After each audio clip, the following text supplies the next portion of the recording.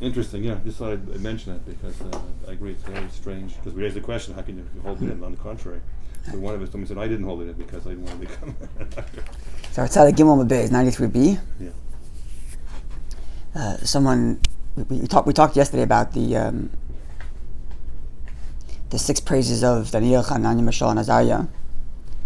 And there are 2 packets. Yeah. the literal interpretation of the 6 praises were, there's 2. The one that we're still on the first one. Next one, yeah.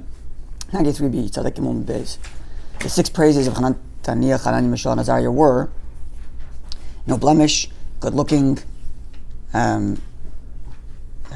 Chachma, Das, Bina, wisdom, knowledge, understanding, strength to stand in front of the king. Right, that was a 6. So we kind of worked backwards there yesterday in that if we're going to take it on a metaphorical level, not literally in front of the capability to stand in the presence of Nebuchadnezzar, but the capability to stand in the presence of Hashem. And we noted the Gemara's language, show your own sinners ansman. They would force themselves, as if to say that they did have the urges, maybe to enjoy the laughter that was going on around them, but they controlled themselves. And then at the end, we connected this to the fact that the verse does not mention anything about their emotions. It doesn't mention anything about their love or fear of Hashem. It talks about their knowledge and their wisdom and understanding. And if we suggested that perhaps it's like the Beinoni, who maybe lacks, the Beinoni of Tanya in chapter 16, the one who lacks an emotional feeling for Hashem, but given his understanding of Hashem, and he comes to the conclusion, I ought to serve Hashem, he therefore compels himself not to behave the way he shouldn't. Right? Chapter 16, a person who doesn't get feelings, but he comes to the conclusion, I ought to feel. And what we left open was the first 2 things, where it says they were good looking, or first, that they were healthy, they didn't need to let blood ever, and that they were good looking. So we kind of left that open. Someone commented on the video online, suggesting a connection to Moshe Rabbeinu, who was born, and his mother said he was beautiful, and that it was a metaphorical idea for a spiritual light that emanated from him. So perhaps a connection there. Then if you have any added thoughts? So I was thinking of is the following. You say good looking. So what I was thinking of is, I don't exactly know how we're connected to these 2 things specifically. I have to give a little more thought, but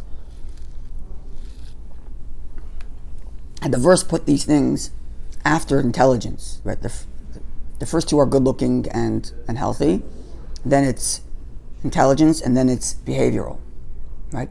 So had those 2 good looking and healthy been put in between intelligence and good behavior, I would say it's a reference to their emotions, right? But because it's put before intelligence, it's a little bit keeping me stuck. So I had to think about what precedes intelligence in Kabbalistic and Hasidic thought.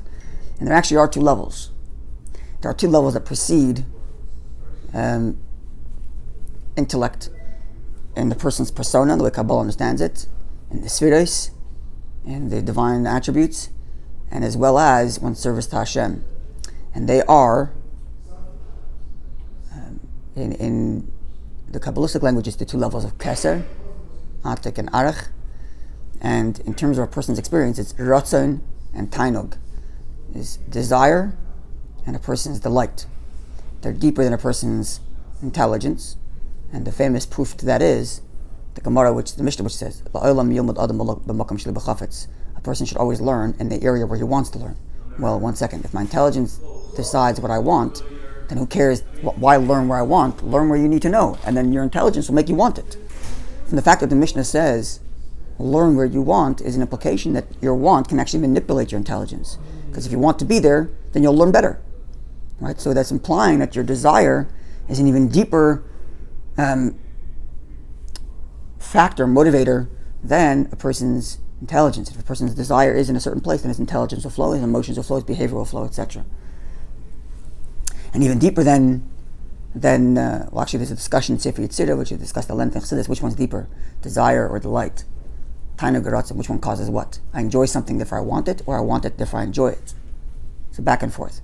And there's room to both ways of thinking, but the end of the day is, in Samach Vav, the Rebbe Shab kind of leaves the question a little bit unopened, but comes to basically the conclusion they're so intrinsically intertwined that they're almost inseparable. You enjoy something and you want something and enjoy it, they're almost inseparable. But in truth, the conclusion is that desire is deeper. Where a person enjoys being is where he wants, and therefore everything else will function better there. And in terms of our relationship to Hashem, these are referred to the levels of the neshama that are chaya and yechida. Right? There are 5 levels of the neshama: nefesh, ruach, neshama, chaya, yechida. The lowest being nefesh is action, chaya, nefesh, ruach, emotion, neshama, intelligence, chaya, desire, and yechida is delight, is pleasure. The depth of pleasure is not so much that I enjoy.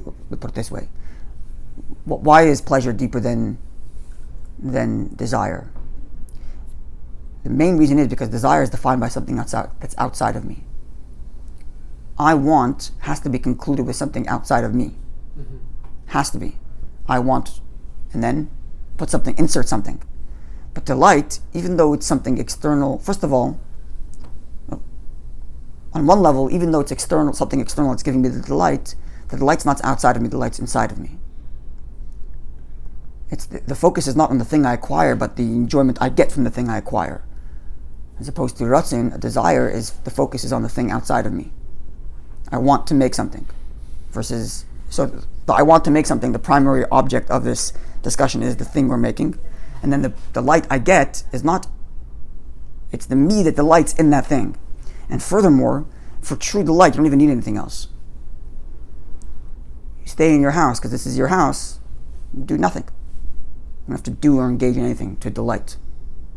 It's sorry? It's existential. It's an existential state of being. Right? So you get to real delights, like the two that the Gemara identifies. That anybody who doesn't have a home is not a person, and anybody who doesn't have a wife is lacking. And that being with a wife and being at home is not something you've acquired. It's an existential state of being. This is my spouse, this is my house, this is me. It's an existential state of being. And our relationship to Hashem, the same thing is true. Ratzin, a desire for Hashem, transcends logic. I want to connect to Hashem. It's expressed in Mesiras Nefesh. It's expressed in self-sacrifice. I'm willing to give up everything because this is what I truly want, even if it defies logic. And this is Chananya Mishal Varzaya. They went into a fiery furnace. It defies logic. Logic dictates self-preservation. And even deeper still is not a desire to want to go and give one's life up for Hashem, but I and Hashem are one, period. It's a state of pleasure, delight. This is who I am. This is what I am. I connect to Hashem. This is how I live. It's almost a deeper sense of it. So perhaps these are the two things somehow alluded to in the two praises that precede intelligence, good looking and completely healthy. Exactly how we're going to make those fit, I don't know, but these are two levels that precede, in the service of Hashem, that even precede or transcend just the logical connection with Hashem. What's the source of the greatest delight is supposed to be Raven the Raven is like the period just before, at the last part of Shabbos. Yeah, we say it. Don't we say it in Bnei Chala? No. The Ratzon Shebarotzonot. This is the will. The will of the will. The will of the will. Yeah, that's Tainug. It's the will of the will is Tainug. The source of everything. Right. The will of the will is the delight. So there's no I there. There's just it's existential. It's just being. Isn't that that's the higher? Just being in whatever it is. In that. Not even a desire to go get something. Right. Even though that also transcends logic, which is my ability to acquire something in a different way. I acquire an understanding of it. Deeper than that is I acquire it because I want it, and deeper than that is I just am in it. Period. That's delight. That's pleasure. That's the deepest connection to Hashem. That and also like the last service of Yom Kippur. It's also would be like that. Yeah. Level. Yeah. So I was thinking about this. I'd like to talk about that. Maybe somehow this connects to the healthiness of not letting. Right. The depth of their health was defined by never needing to bloodlet. Right, never needing to let the blood go out. Blood, of course, is very intrinsic. It's both connected to Ratzin and Tainug. Right, It's the soul. so it's the Akadam or Nefesh. A person's sense of self, sense of life runs in the bloodstream. That's how you feel alive. The sensation you have in your fingers for feeling existing is from blood. And so maybe the idea of never bloodletting is that they're state of beingness, a state of pleasure, was never external. Meaning, bloodletting is, there's unhealthy blood, let the blood go out so that you can regenerate new blood. That's only if you have blood that doesn't belong in you. So it's, metaphorically speaking, the person's delight is something other than Hashem. He has to bloodlet, he has to let that go. I was kind of thinking of something along those lines. Or maybe it's a kind of a metaphor for taking the expunging the animal, expunging desires that are inappropriate. Right. I was thinking of maybe something along those lines, and they never had to do that because they only had healthy blood. They only had healthy pleasure for Hashem. Maybe I was thinking something along those lines. It's a bloody matter. Also to think of, I was also thinking about. I'm just putting these out there because they're the things that are going in my head. Sheker Achein v'Havala Yofi. It talks about beauty, right? Here. But then we say Sheker Achein v'Havala Yofi Ishir Yas Hashem Hitisalo, right? False. Sheker Achein, the false is beauty, is grace. V'Havala Yofi and Yofi and beauty is not. The one who fears Hashem is true. There's a famous talk where the Rebbe explains this. I don't know how to square this all in, but they was talking about beauty there, so it was going in my head. But I'm just going to put it out there, and you can decide what you want to do with it. The Rebbe basically explains that the beauty and grace talked about here are not physical beauty and grace. That's the literal meaning is a beautiful woman, a graceful woman, secondary to a woman that has fear of heaven. The Rebbe explains this on a deeper level, that beauty and grace are actually also spiritual levels, and they are false compared to the true level of fear of Hashem. And everybody said basically something along these lines. I can't remember all the details and where the sources were, but this was the general gist of it. I remember listening to this talk a long time ago, and the general gist of the idea was that in generations where Jews were persecuted, there was beauty there. There was beauty in their service of Hashem. But that's not the true fear of heaven, because that is compelled by an external force. So it was beautiful. They survived this pressure, but there's the pressure that put them in the situation that squeezed them into the position of performing that way. Whereas the fear of heaven is a person's fear of nothing else but heaven. There's no fear of anything else. Not afraid of a government, not afraid of this, not afraid of no external, only fear of heaven. In a place of freedom, there's true fear of heaven. So I was thinking something along these lines here, that there's the beauty described here is the fact that they were under pressure and they survived. They were under pressure. They were thrown into a fire, like the sirotzim that causes mesiras nefesh. But then even deeper than that is that they were completely healthy, even without external forces. Something like that. This true fear of heaven. They were afraid. Sorry? They were afraid. Right, but their connection to Hashem wasn't defined by the fact that they had Nebuchadnezzar pressuring them. Throughout history, Jews have been defined by their relationship to Hashem. A lot of times have been defined by pressure from outside. Right, from the fact that we are being tortured or being persecuted, that's what defines our relationship to God. In a free country like today, we don't have any pressure. What defines our relationship to Hashem? Our choice. Yiras Hashem is true fear of heaven. That's what I was explaining in that talk. So maybe somehow these two things also connect to these two levels here, in that they did have mesiras nefesh, they did have pressure from Nebuchadnezzar and withstood the pressure. And at the same time, they had a deeper connection to Hashem without bloodletting, no external desires for anything else. But like the idea of bloodletting is the fact that they have external forces that they have to let go of, and they didn't need to do that because they were so healthy. I didn't fully formulate the thought, but this is kind of what's going on in my head. They were part of Daniel's Entourage. That's what we're talking about here, yeah. Who never ate tray. Anyway, these are all different thoughts, and I think we'll leave it as is for now, and you can take it as you will. But of course, none of this takes away from the literal interpretation of the Gemara, which is talking about their actual beauty, their actual health, their actual intelligence, and their actual capability to stand in front of Nebuchadnezzar without going to the bathroom, without chatting and doing all that stuff. Because they were chosen by Nebuchadnezzar, one of his ministers, to choose them for this function. Right. So the simple shot, they were chosen. They were selected because of their capability. By non-Jews, for the sake of the honor of the king. Maybe they were the elite of the elite. Yeah, of course. They definitely. Clearly were. They were chosen from birth to be this position because they were. Yeah. These qualities were identified in them as young children. Right? The verse that begins with these qualities begins with V'hayu ha'na'arim. Where's that verse? What's 1:4? Yeladim asher ein bahem. Children who didn't have any blemishes. These are young children who they were able to see their capability. That's why they were chosen to be raised in that environment. The word ma'um is spelled mum rather is spelled with an aleph. As opposed to ein bahem ma'um. Normally mum is spelled mem. Mem vav mem. There's nothing in them. No. But the word should be normally. But literal it should be mum. No blemish. With aleph. So that's why I think the Where's moment the says aleph? No. in the In word letter mum. mum. In this Lo yimo- yeah. Yeah, the verse says lo Yeah. ma'um. You can look on the Zion on the side. Look at the small little Zion on the side. There's an aleph there. Look at There's mum. look at the margin all the way on the right. And the thing The is far that right margin. I see. It's The Zion there, you see the full verse. Yeah. So they say Yolodim Asher Ein Bahem Ma'um. You're right. Yeah.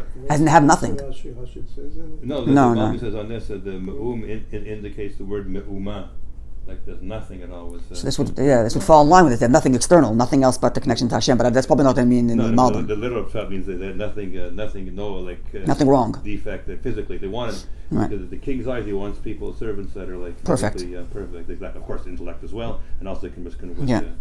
It's halacha also. Sanhedrin should be a good looking person. yeah, definitely. Yeah. Of course, you have the boom and a ball for a coin. Yeah. Yeah. No, part of the reason is that they should have a certain self confidence where they don't feel like they need anybody else. Because as soon as they need anybody else, which is why Sanhedrin should be rich. Yeah. Someone who's in the Sanhedrin, someone who's leading Jewish people should have his own money. So should never be dependent on bribery. Exactly. I have my own money. I don't need your money. As soon as you need somebody else, then you're compromised as a judge and as a leader. Yeah, and also people So- respect people with money. So they have to be tall and good looking and all money and all those kinds of conditions that seem to be external, but the point is that he should be in a position where he doesn't need anybody else. So I guess that's also what they're looking for here. Yeah, exactly. Yeah. The king's looking for people who won't need anybody The else. simple Rambam's view of modern Islam was that idea that it's good for the people and good for the Yeah. the population in general. They have independence and also people respect it because of Oh, that. doesn't it give more honor to the king? too? Exactly. That's He's the point. surrounded by Exactly. perfect people. That's why Kohen can be a Balmum serving a temple because it detracts from the honor of the temple. But good Okay. for himself as well. He should be like a person with self-confidence. So we now are at the line which begins with the word loy adas behind, loy chabala v'loy recha, and then bishlema. How far down is it? It's maybe about 10, 11 something lines from the bottom. From the bottom. Yeah, the line begins with the word adas, and then it's about 6 lines in, it's bishlema. It's 12 lines from top, from the bottom? 12 lines from the bottom. Okay, so where we are is the Gemara discussing the two views as to whether or not when the verse describes them as sardisim, with a samach, and with 2 samachs, as opposed to a sin, making them ministers, we call them sardisim, and one translation was they're literally eunuchs, that's how you pronounce the word, and the other, I'm learning new words here, and the other one is that they were, that they got rid of Avodah Zarah, and sar as in removal. They removed idol worship in their day. Yeah, as we talked about yesterday. So the Gemara is now comparing these two interpretations, and yesterday we discussed the fact that they are called, the verse states that the fire that they were thrown into, the verse says two things with respect to their physical person and the fire they were thrown into. First it says, Chaval loy asibahun, there was no blemish or defect in them. One, no blemish. And the other one says that the fire, that the smell did not touch them. And the Gemara therefore asks, if they are literally eunuchs, what do we mean when we say they have no defect? Of course they have a defect. They're missing a body part. Of course they have a defect. So the Gemara answered by saying that it's in the context. They have no blemish, doesn't mean they have no blemish, period, but no blemish from the fire. If that's the case, why does it say twice, no blemish from the fire and no smell? So the Gemara explained there are two different miracles here. One miracle is that they weren't physically burnt, and one miracle is that the smell did not attach them. Because in theory, you could have one without the other. A person can be burnt without a smell, and a person have a smell without being burnt. And the Gemara, the verse is telling us that both miracles apply to them, but it doesn't take away from the fact that independent of being thrown into the fire, they were eunuchs. Some say also loy zu afzu, not only that they got burned, but even the smell. Yeah. So it would be one like a compounded miracle. And also I saw Sari's commentary say that when it says Sari's was a ma'am, it means that not only Sari but actually eunuch, they stop the sins of idolatry probably in the next generation because it's such a great impression on the people. Right. Especially the Jews, but they would be not be inclined because what Azara unfortunately has like roots and it keeps on growing. Yeah, okay, so now the Gemara goes like this. Close to the king with the one saw women in the court they wanted to. The Gemara now says as follows. Following this discussion, the Gemara is raising different verses which seem to imply one way or the other with respect to the translation of the word sarisim. And whichever way the verse implies, you have to defend the other position. The Gemara begins as follows. Bishlema, all is well, meaning to say everything is right. What the following verse, Lamanda Amar, in accordance with the view that says that the word sardisim does not mean literally they were eunuchs, but rather Shenestar Sira Avodah Zarah b'Yameim, that Avodah Zarah was cut off in their time because of the great miracles God performed in saving them for not following idols, as we described in the previous sections of the Gemara. So if that's the translation of the word sardisim, then the following verse follows. Hainu diksiv. This is the meaning of the following verse, which says, this is a verse in Isaiah. This is Torah for the fasting. Actually, yeah, that's right. Mr. Chernik mentioned that. That's right. He's right about the Gemara. Yeah.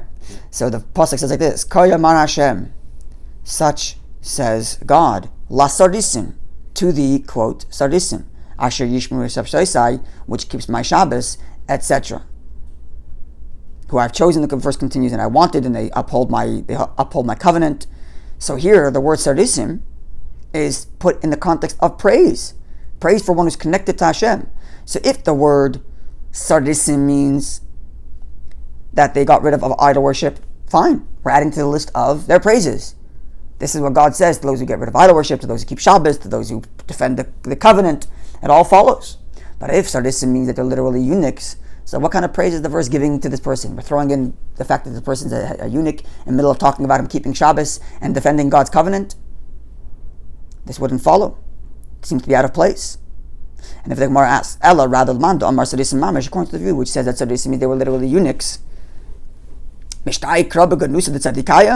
verse is raising a defect of the righteous one in the middle of talking about their praises. Why would the verse do that?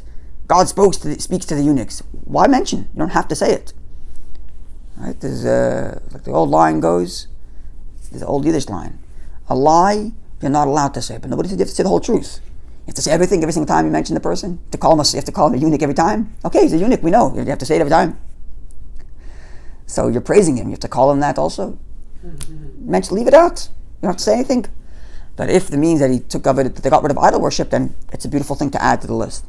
So this seems to imply that the word sardisim is a virtue, not a defect. And if the Gemara says like this, ha v'ha havabahu, both were true of them. They were both eunuchs, and they got rid of idol worship, which means as follows. Everybody agrees that idol worship was removed in their day, and that could be the implication of sardisim, that they got rid of idol worship. Everybody agrees with that. The question is, do they also have this other element of being eunuchs? So according to one version, the word sardisim only means one thing. They got rid of idol worship, but they were completely healthy, and this view can follow the view mentioned before. The Hanan and Mishael and Isaiah had children after they came out of the fire and moved to Israel, as we talked about a couple of weeks ago. However, the other view is that the verse is only talking about their removal. The other view is that the verse has a double meaning, that they got rid of idol worship, and they were literally eunuchs. And thus, sometimes the verse would mention the word sardisim in a negative context, in that they are eunuchs, or the verse can sometimes mean it exclusively in the virtuous context. Like here, God speaks to the one who got rid of idol worship. Okay. We'll do one more such verse. So Gemara now raises a similar thing, comparing another verse where we describe Hanan, Mishael, Azariah, and it seems to imply that they had no children. So let's see. Bishlema, all is well, and within the following verse. Lamanda Amar, if we were to follow the opinion of the one who said sardisim mamish, that they were literally eunuchs. Hainu diksiv, this would explain the verse which says, the verse is in Isaiah again. Same with Torah. It's actually the very next verse. The very, very next verse, after God says, this is what God speaks to the ones who are sardisim, described as the ones who get rid of idol worship. They follow my Shabbos, who I've chosen, who I want, and who keep my covenant.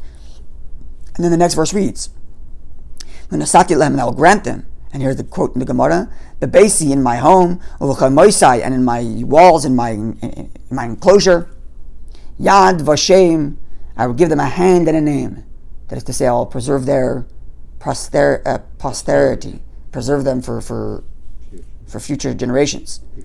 Toiv, mibanim mibanis, and the name that I will grant them, the posterity I will give them, is better than children. Which implies.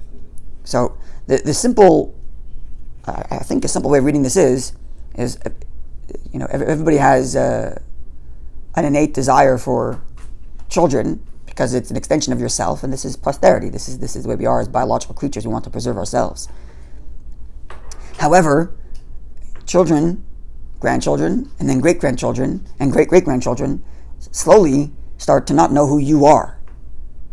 But when Hashem grants you a place in His eternal book, so us here today are spent the last week, 2 weeks, discussing Hananiah, Mishael, Azariah. That's much more than I have ever talked about my great-great-great-great-grandfather. So who has greater posterity? My great-great-grandfather who had children, and therefore I'm alive? I don't remember him. I'm not really talking much about him. And some of them I don't even know their names. Some great-grandparents I happen to know their names, but others I don't. And now certainly there's posterity in the fact that I am living, and I'm sure their neshama enjoys the fact that their great-great-grandchild is sitting and learning Torah here, no doubt, but doesn't have the same posterity to the fact that we here are discussing Hanan, Mishael, Azariah. And if the verse says, Tobi Banu Banis, the posterity that God's going to grant these four, Daniel, Hanan, Mishael, Azariah, greater than sons and daughters. Now, for the context of this Gemara, this would seem to imply it didn't have sons and daughters, and God's kind of consoling them by saying, you don't have children, but I'm going to grant you posterity, and it's going to be better than what the posterity of your children and grandchildren would have given you. And therefore, according to the Jew that said that they got rid of idol worship, but they had children, what's the meaning of the verse? Why are we talking about greater than sons and daughters? If they had sons and daughters, leave alone, they had sons and daughters. According to that view. So according to the view which is they're literally eunuchs, this verse makes sense. They were tortured by Nebuchadnezzar. They had no eunuchs. They're kind of, they may be feeling down about their lives, that they have no children, and God says, don't worry, I'm going to grant you posterity. And the truth is, as I mentioned before, the posterity here is described by the fact that they're put in God's eternal book. It's something that you can do as well. It's something anybody can do as well. Person publishes Torah, there's posterity. There's posterity. The person's name is remembered and discussed forever. There's, where did I just learn this? On the Gemara in Ksubis, which says that who is, quotes a verse, can't remember, talking about, I can't remember the exact verse, but the Gemara basically is praising someone. Literally the Gemara means someone who writes a Sefer Torah and lends it to others. And that in the book that he physically wrote lives on after he's gone. But it's not just someone who writes a cipher, writes mezuzah and tefillin, but anybody who writes Torah is granted at least something, maybe not the same level of Daniel, Hanan, Mishael, Azariah, but to some degree is listed in the eternal book. Not just in the spiritual sense, as every soul is, and every mitzvah is, but in the physical, literal sense. There are literally books that carry their names that are discussed by generations to come. But the question then becomes, according to the view that says that they weren't literally eunuchs, but they got rid of Avodah Zarah in their day, which would imply they may have had children, especially according to the view which we said earlier, that after Hanan and Mishael Azariah immersed in the fire, they got married, had children, and moved to Israel. So what's the implication of the verse? Tob mi banu banu is greater than sons and daughters? So says the Gemara. Amar Nachman Yitzchak says, mi banim shahayu lekfar umesu. They had children, even if they weren't, according to the view that they were not eunuchs. They had children, but their children died in their lifetime. Which would mean, seemingly, I could be wrong about this, but it would seem that according to the view that says that the Hanan and Mishael Azariah came out of the fire, got married, moved to Israel, and had children, then their children died while they were still alive. Imagine the life. Taking as children to grow up in a foreign palace, thrown into a fire, miraculously survived, finally moved to Israel, finally settled down, have a family, and then lose their children. And this, God consoles them and says, not to worry. I'll give you, not to worry, of course, I'm sure they were suffering, but God tells them, I will give you posterity in the books. And here we are today, 2,000 years later, still studying and learning from their life to the best of our ability. So we'll stop here and, God willing, tomorrow some more on this verse of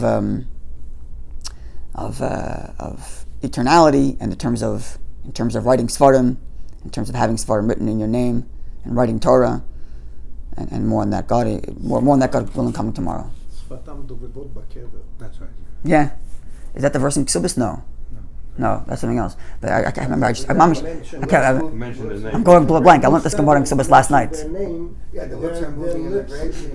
Anyway, okay, have a wonderful day, buddy. And we'll continue going tomorrow. Good. Yeah.